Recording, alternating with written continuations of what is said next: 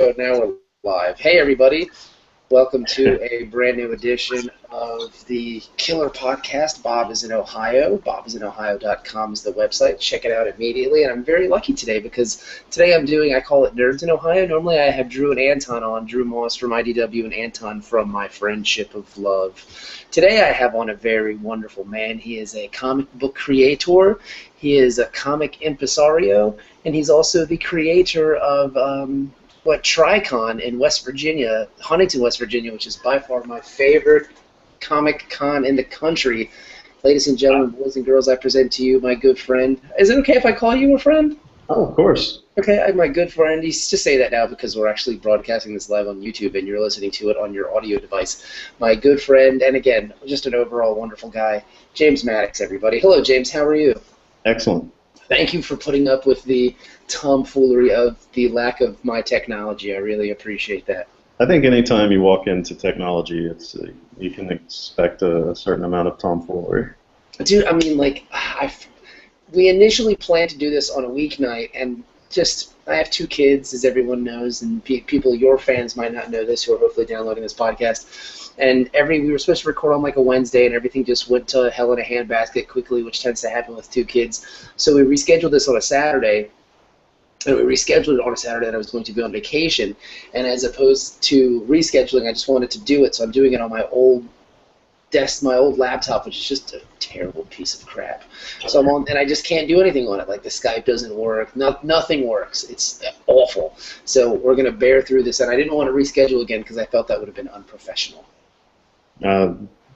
Scheduling, you have to work around it. There's just nothing you can do about it. No, but you were up at 8 a.m. and we made a point to do it, and I wanted to be a man of my word. Like you are a man of your word when you run your fantastic TriCon. How many people came to TriCon this year in Huntington, West Virginia? This year, I think we topped out at like 2,400 and change. That's awesome.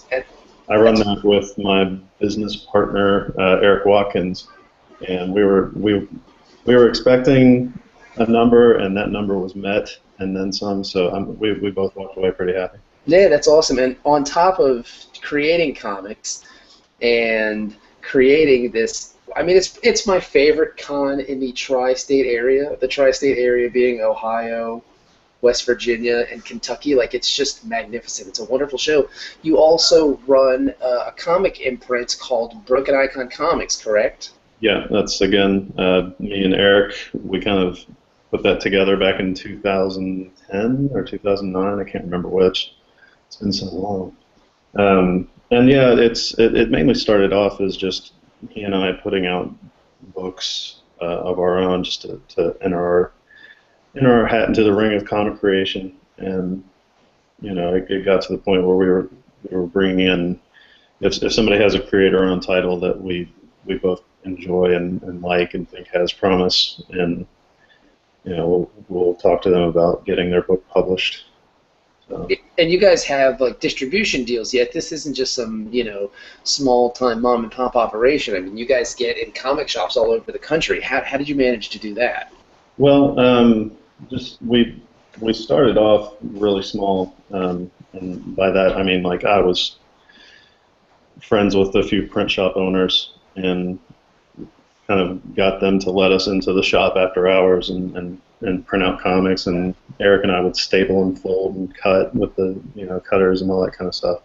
So the distribution was really just conventions.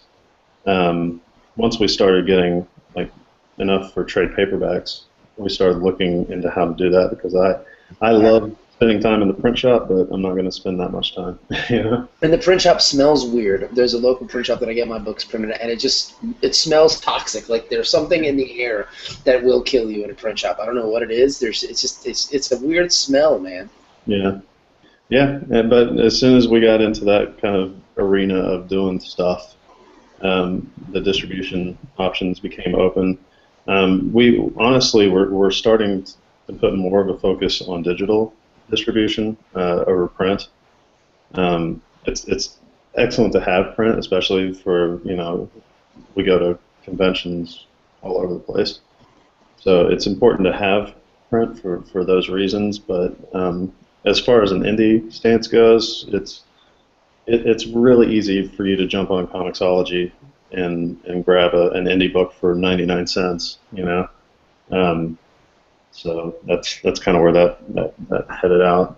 But at the same time, I do enjoy walking into my comic shop and seeing one of my titles on their shelves. It makes me really happy. Which is very cool, man. It's very cool. And you have, how many books do you actually have out? Like, you have a plethora of books.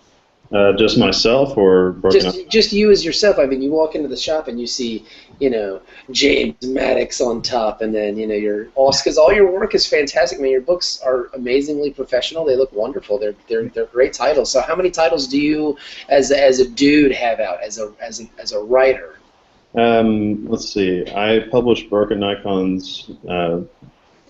It is a book called Nightmare Unknown, which is like a 70-page graphic novel with Rob Duma.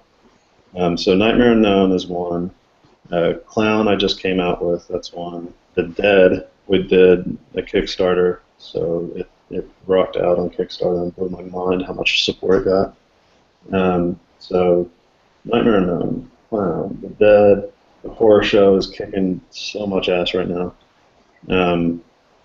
I'd say maybe 5 or 6. That's awesome. With a bunch in the works. That's awesome. That's awesome, because there are certain dudes that on an indie comic level, and by indie comic level I mean like doing it yourself, that I respect greatly. Like Fabian is one of them. Yeah. You're one of them. The dudes at Challenger Comics are also one of them.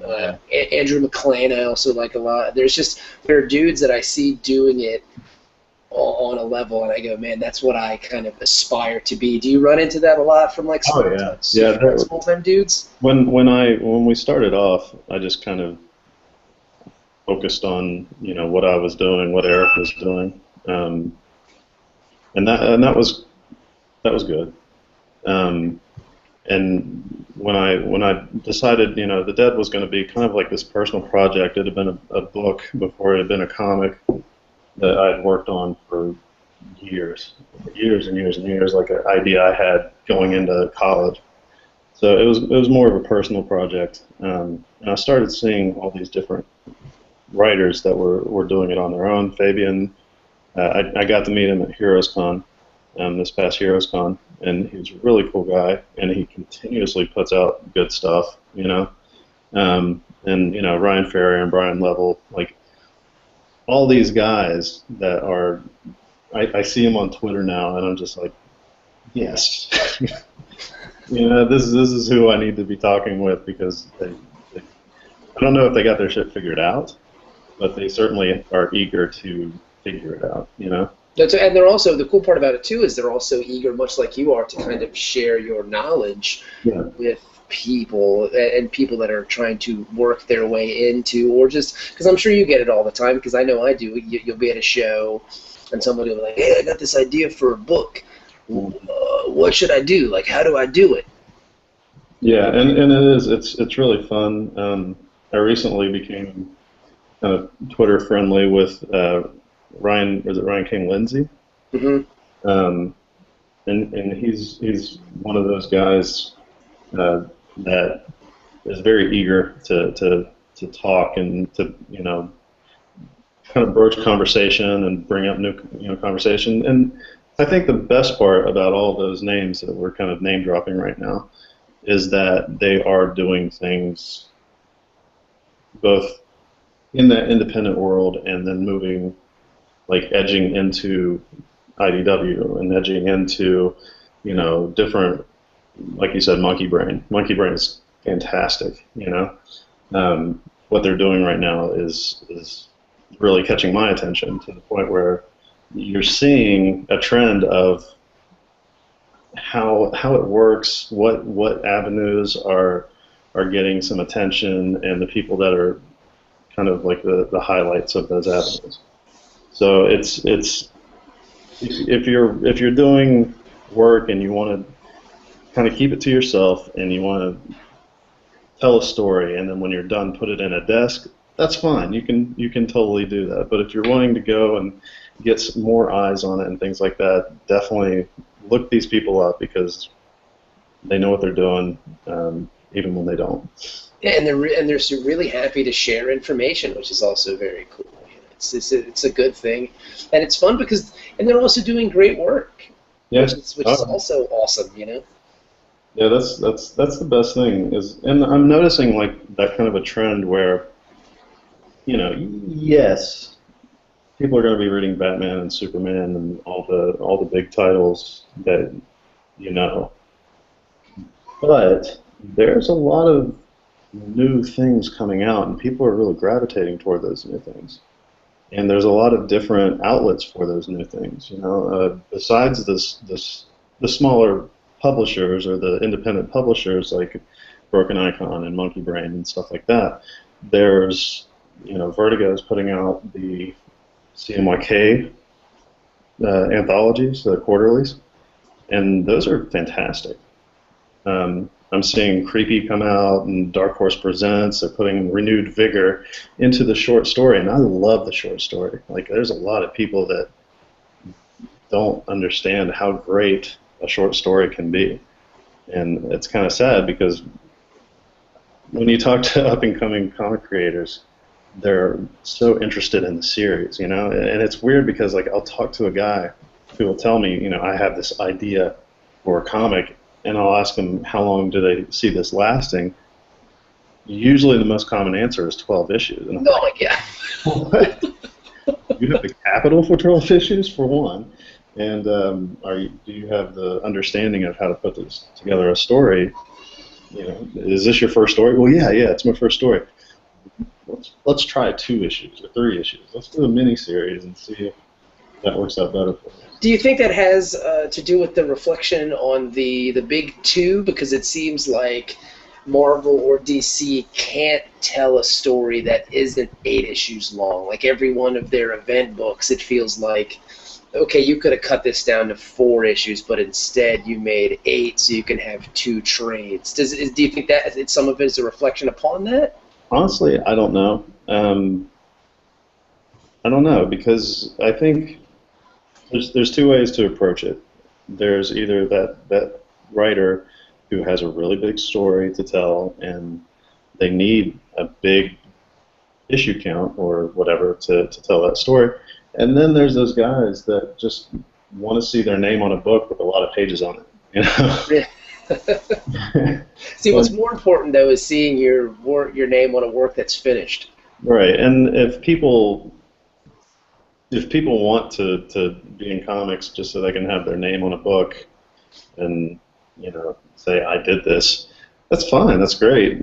I would prefer it if they knew what story they were telling and knew how to tell a story. But now, where did you come up with the you keep talking about your storytelling. Where did you come up with your storytelling techniques? Were you like an English major in college? Is it something that just came naturally to you?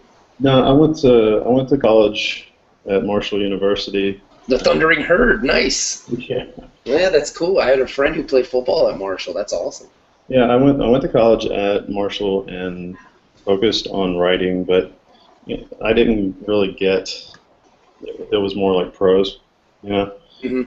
So I had written like books and short stories and stuff like that, and tried to go that route. And by the time I had finished my 4 years, I applied for grad school and got accepted to a few places, but this opportunity came up to where I could go to Korea and teach for a year.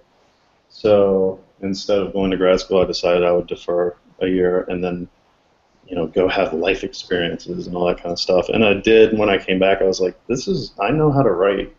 So I spent basically that entire year I was away, kind of fine-tuning and honing and all that kind of stuff. And when I came back, I was like, I know how to write a good story, I think. So I didn't end up going to graduate school.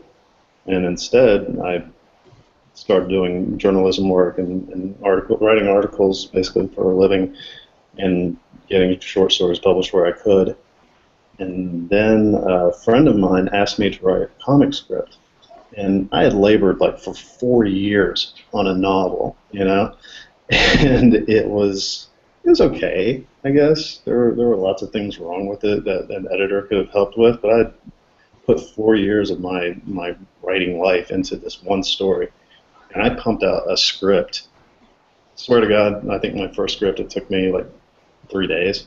That's awesome. And I was like, wow, I know the basic components of story, and I've got the structure like instinctually ingrained into me. It's been a big thing for me. Was I don't like to spend a lot of time on revision and the rewriting process.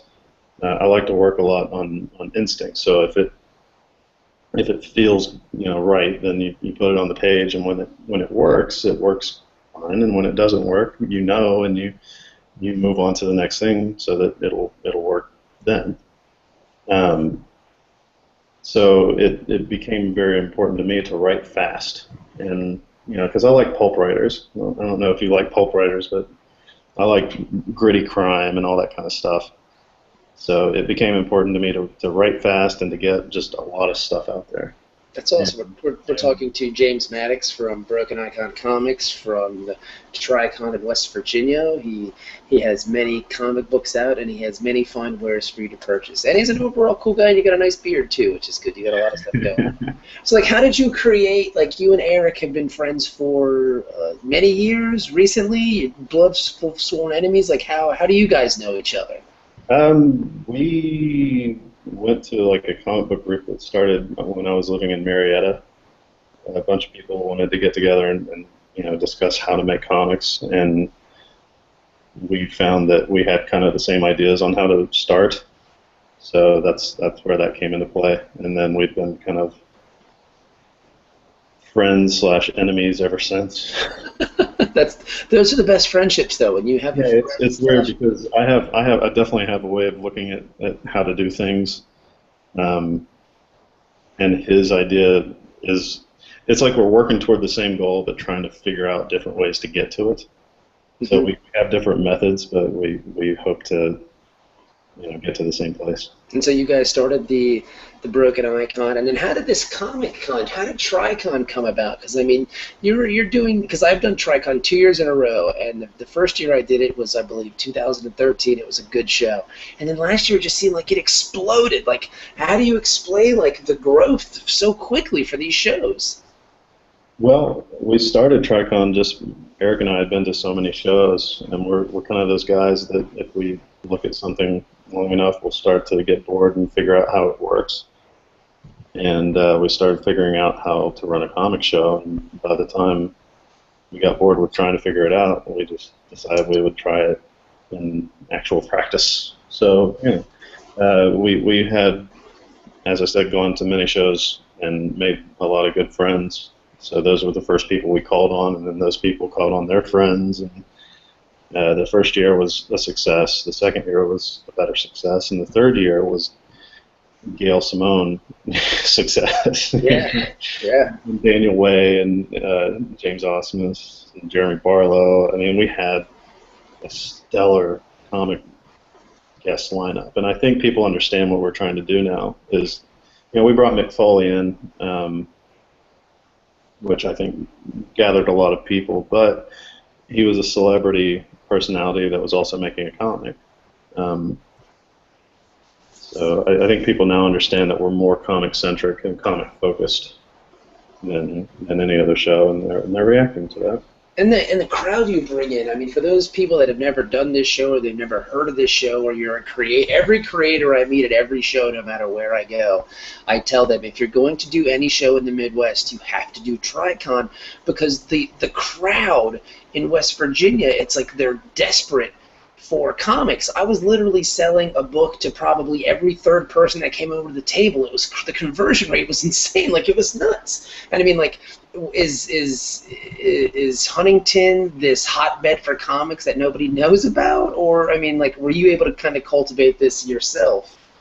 We are still kind of trying to figure that out. I think that it is a hotbed.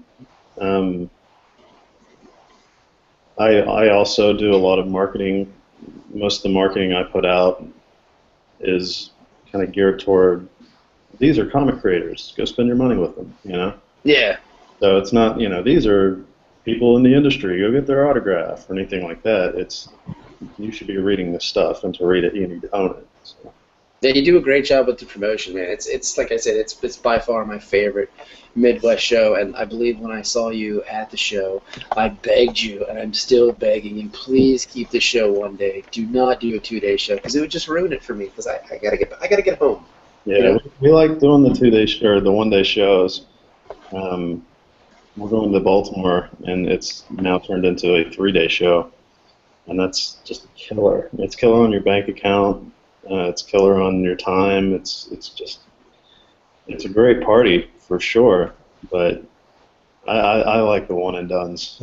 Yeah, me too. I just dig it. It's just they're the best kind of show. You drive like for me, your show is I wake up at 6 in the morning. I drive the 3 hours to Huntington. I get there. I sell books. I go home. It's perfect. I mean, like you said, it's perfect for my budget. It's perfect for my time. And the 2 times I've been there, I mean, I just rake it in. Like it's like I'm printing money. I'm not selling comics. I'm printing money in West Virginia, and I just love it. Yeah, and like I said, Huntington has shown a propensity for geek comic culture, so we're happy that we found it. And it's a really cool town. Like Yeah, the fans here are killer. Like yeah, in this region. you're also in a band too, yes? Oh yeah. You son of a bitch. How do you find time to do all this stuff? Uh, I sacrifice a lot. You hear that, kids? That's how you do things in life. You sacrifice. Now, what are you sacrificing to do all this? Like, you don't play Xbox, I imagine. You don't do anything like I that. don't know. I'm a big gamer. I like games. You're living like this lovely life of making comics and making music and playing video games, and you're still up at 8 o'clock in the morning. You're a better man than I am. That's all I'll say. You definitely have to structure. You can't just walk into it. It's once again, it's that thing where you're like, I want to do this. Do you really want to do it, or are you just kind of like romanticizing it? Like, I'm not gonna lie, I love making comics, but it's not like I'm kind of like toying around with the idea of doing it. I'm up in the morning. I have a schedule. Like we made an Excel spreadsheet that shows how my time is divvied up. So every hour is basically accounted for. That's pretty impressive, man. That's pretty awesome. And your book show the work you put in. Now tell us about I guess the newest thing you have out now is Clown. Tell us about Clown a little bit. Clown was I was doing a signing outside of Purple Earth, which is a really cool comic shop that we have here in town, and I was doing a signing on Free Comic Book Day, and this guy comes up to me and he's like, "Hey, you're on Tricon. That was really fun. You write comics. That's cool. I'm an artist." And usually when people say they're an artist, that can go either really, really well or really, really, not well. And to be honest, 99% of the time it goes really, really, really bad. But yeah, so I was like, okay, cool. And he was like, yeah, I got some art. I do all my art on my iPad. And that kind of like upped that percentage of really, really, not cool a little bit higher. But he pulled up this image on an iPad, and it was gorgeous. It was of a werewolf, and it had like these fine, intricate lines where he zoomed in and just, oh my God! So everything that Clown was done on an iPad, and Brandon is just he's one of those talents that I'm so lucky that we were at the right place at the right time, and none of that would have happened if Tricon really hadn't happened. So there's another good reason to have a comic convention in town. Yeah, that's awesome, man. So like you're just kind of building on your own success. You started you started the imprint, which kind of grew, and then you started this con, which grew, and that leads to more work. What seems like that is the kind of elevator and motif for your life. Like more work equals more quality of work. Yeah, it's all just scrambling upwards, and sometimes you hit the foothold, and sometimes you don't. But the cool thing with Clown was that he was like, yeah, let's or I was like, hey, we should definitely work on something, and he was like, yeah, let's work on something. And I was like, okay, I have a great story for you. I'll get it prepared and sent. I had nothing at that point. I just knew that I had to work with this dude. That's awesome. I went home and just like busted ass on this comic script, and the thing that caught me was I was like, what would a steampunk clown look like? And I actually went to Heroes Con after that, and I hang out with a particular group that of just amazing artists, and we were all at a drink and draw, and I was like, what would a steampunk clown look like to a friend of mine, David Stoll, and he. He starts drawing this steampunk clown, and it was huge sci-fi, like robotics and things like that. And I was like, that's really cool, but it's not the story that I want to tell. I wanted to tell, a hobo clown's, and it's steampunk in the essence of that it only has little touches of steampunk peppered in. So I started with the writing of the story, and by the time it was done, we had a 28-pager that, again, Brandon was pretty stoked to work on it, and once we got it out there, it turned out to be not too shabby. Because you were telling me off the recording that you actually dropped the book on Gail Simone, and she loved it too, right? Oh yeah, that was kind of like the big thing, where I kind of was like, all right, maybe it's something that I should be putting out there a little bit more than I was. But she posted on Twitter that, this is an excellent indie comic. You should check out the preview pages and she linked my website, and my website views just like boom. That's awesome. Dunzo. So that's awesome, man. Like, that's really great, and it's good to hear that there is, because you hear so many comic book stories on like a suit, because like we're indie, like you're indie, I'm indie. I don't really think of Image as kind of indie anymore. I think of Image as kind of like Club Med. It's like the playground for the stars, really. You know what I mean? Like, they have their books at Marvel and DC, then they go to Image and do their their wacky, crazy offshoots. So I mean, I look at it like this is as indie as it gets, and I mean that's a wonderful success story right there. Yeah, it's kind of strange. And I'll kind of say this and put it on the table. We do comic guests at Tricon because comic guests are awesome. They don't have huge egos. They're very easy to work with. They're very, like, you can have a conversation with them. The comic people that make comics, so far in my experience, they've been fantastic. Robert Vendetti has been fantastic. Osmus and Barlow are the coolest guys ever. Gail is just amazing. And not just as creators, but personality-wise. So it's kind of fun to when you talk to these guys at conventions and things like that. You might think that you're talking to a comic god, but most of the time, it's just a guy or a lady that's writing comics and having fun with it, and that's their personality, and that's kind of how you should treat it. Because they're out to help. If you sincerely approach them and they see that you're kind of working to do this thing that they're doing, they're not going to write you off, basically. Yeah, it's cool. Like Daniel Way was just kind of walking around the show, and he came over to my table, and I knew he was. I saw he had a little badge on, so I knew he was a creator. And he came over to my table, and he was looking at my books, and I was like, "So do you want the spiel?" And he's like, "Sure." And like I laid the spiel on him, and he listened to it. He's like, "That sounds pretty cool."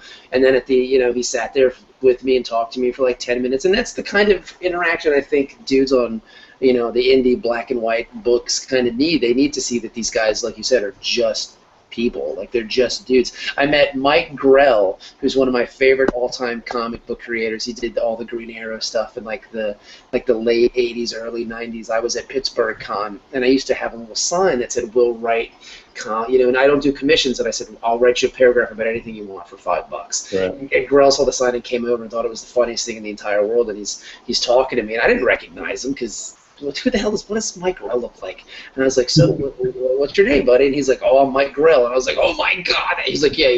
And then he just proceeded to tell me dirty jokes for like 20 minutes. He was the nicest guy you'll ever meet, man. And that's the thing; they're not legends, yes, but they're cool dudes. Yeah, and it's really strange because we're friends with other convention owners who deal with a lot of media guests, and you hear these horror stories of agents and fees and all this stuff that just sounds to me like the biggest headache because I'm just worried about the story and the writer and the artist. and it's great to know that I don't have to deal with that much, if at all.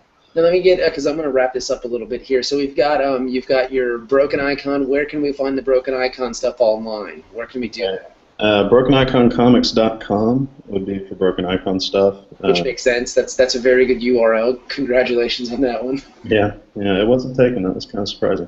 JamesMaddox.net is all things me, and the deadcomic.net is for the dead.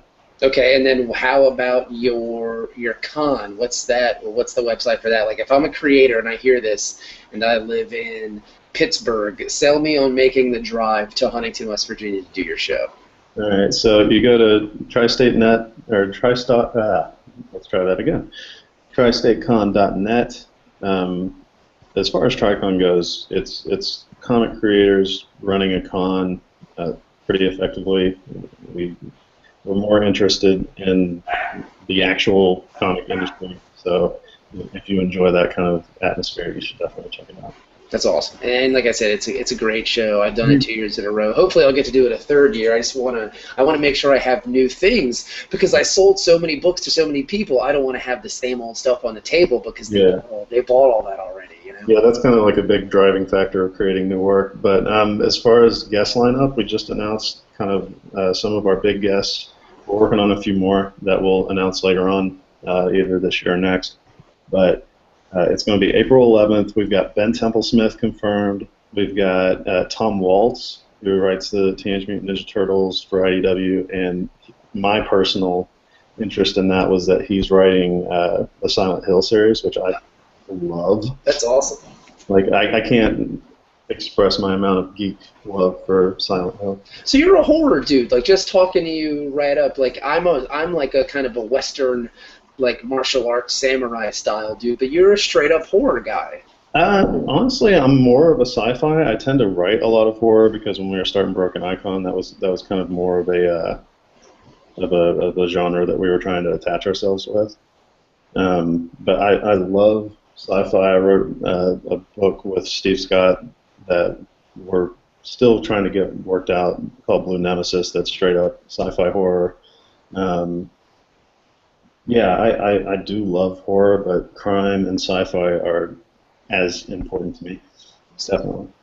Now, who are some of your influences here? Like, are you more influenced by film? Are you more influenced by like prose? Are you influenced by comics? Like, how do you go about it? Story is story. I personally like writing comics. But as far as influences, the greatest comic, I actually go around and get commissions of Spider Jerusalem at every con I go to from an artist. So Transmetropolitan by Warren Ellis and Derek. Okay. That's probably the greatest book in my bookshelf. But there are a lot more. I mean, I love Gaiman and all the standard stuff. The heavy hitters, if you will. But yeah, it's like I said, if it's a good story, I'll sit down with it and enjoy the hell out of it. That's fantastic, man. Like I said, you guys do great work. I'm honored to be a part of your show every year. I hope I can do it again this year. And then you guys snuck me in at like the last second. It was awesome. Like, I was really stoked about that. Like, you tweeted it. It was very serendipitous. Yeah, you tweeted out that like somebody dropped off, and I was like, "Let me in," and that's how it worked. It was beautiful. So you need to follow these dudes on Twitter. You're on Twitter. Give everybody your Twitter handle too. James C. Maddox. All right, and you got Facebook pages for TriCon and for Broken Icon and all that stuff as well. Yeah, we try to keep up on the Facebook stuff for everything. Social media is great, especially for indie people. It's the best way for us to connect. Yeah, it is. I mean, that's how we met, and we met at your show, and we actually crossed paths several times. I think we were doing CincyCon, and we were just kind of BSing at Cincy, and that was just, it was magic. It was magic in the air, James, that's all. Well, I mean, I really appreciate you doing this. Thank you for putting up with the technical glitches. I would love to have you back on when you've got, I guess, new books coming out, or just to catch up, man. Like we do, Drew, Moss, and Anton just kind of do a nerd podcast every once in a while that when I'm at home in Cincinnati works a little bit smoother. So I would love to have you on there too, just to kind of shoot the shit and get your ideas about stuff. Yeah, definitely, man. always interested in talking comics. Well, cool, man. I appreciate it. Ladies and gentlemen, again, I can't say enough nice things about you and your books and your con. James Maddox, thank you for being a guest. I appreciate it. Thank you, man. All right, dude. We'll talk to you guys soon. Please rate us on iTunes, download the podcast, share it with everybody you know, and check out James's books because he's a super, super guy. Thank you, and we'll talk to you later.